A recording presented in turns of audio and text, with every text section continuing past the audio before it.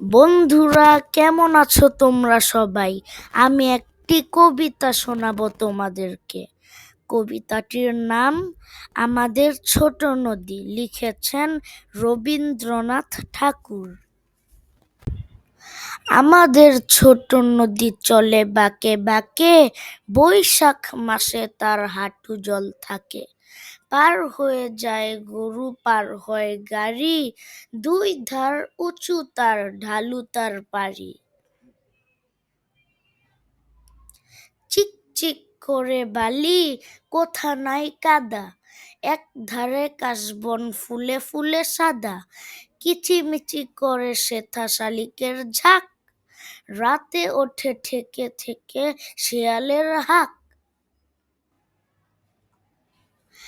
আর পারে আমবন তালবন চলে, গায়ের বামুন পাড়া তারি ছায়া তলে। তীরে তীরে ছেলে মেয়ে নাইবার কালে, গামছায় জল ভরি গায়ে তারা ঢালে। সকালে বিকালে কভু নাওয়া হলে পরে, আঁচল ছাকিয়া তারা ছোট মাছ ধরে।